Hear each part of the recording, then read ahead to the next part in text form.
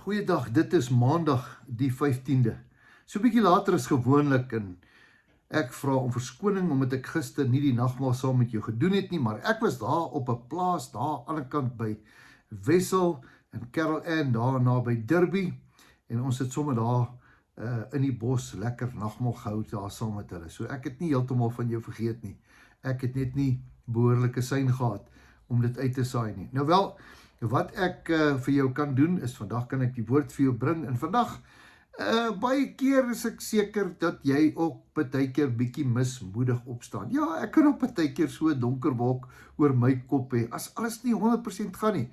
Jy weet, veral as jy wakker word en daar's nie water in jou krane nie. Ja, is nie omdat ek nie betaal het nie, dis bloot omdat die hele buurt se water was af. O gattas, en dan moet jy nou opstaan en jou hare was en jou lyf was en dan soek jy nou 'n plek. Gelukkig is hier 'n golfbaan hier onder, ek het so toe gegaan, maar as ou dag so begin en dan haal ou diep asem, né? Nou ja, ander paar uitdagingkies ook, dan maak 'n ou keuses. Ek onthou my pa het gesê, in slegte tye moet jy goeie besluite neem. Staan doodstil, praat met die Heilige Gees, want daar's 'n stadium wat jy kom en sê, okay, nou moet ek versigtig wees, want jy weet wat, die ou mense het gesê, moet dit nie verloor nie, en toe verloor ek dit, en toe word ek kwaad, nee, don't go there, net asem, en by tydkeer dan kry jy weer nuwe perspektief, en dan kyk jy weer anders na die wêreld. Nou vandag, dis 'n bietjie later as gewoonlik, wil ek vir jou skrif gee.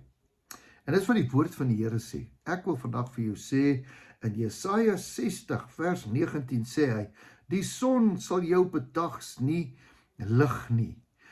Ek gaan dit weer sê, die son sal bedags nie jou lig meer wees nie. En as glans sal die maan jou geen skynsel gee nie. Maar die Here sal vir jou wees 'n ewige lig, en jou God sal jou sieraad wees. Ek spreek met jou vandag. Hou goeie moed. Al voel jy sleg, man, hoe jy voel is net tydelik. Jy gaan môre beter voel.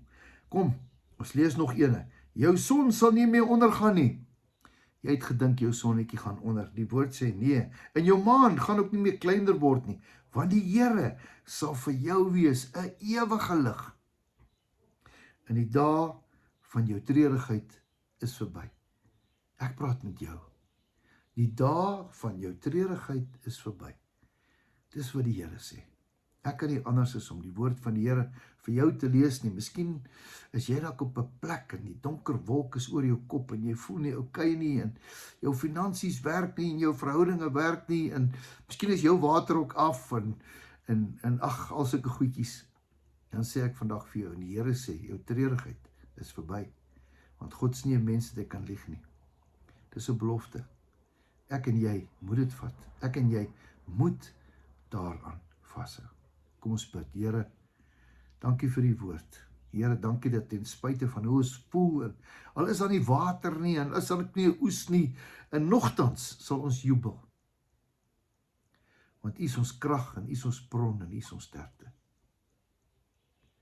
Dankie dat U ons verstaan. Dankie dat U alles sien. Dankie dat U ons gevegte vir ons veg. Dankie dat U ons Papa is. Dankie vir 'n deurbraak, dankie vir uitkoms. Daar sal weer water wees. Ja, dankie Here. Ons loof en prys U naam. Amen. Geseënde week roep ek vir jou.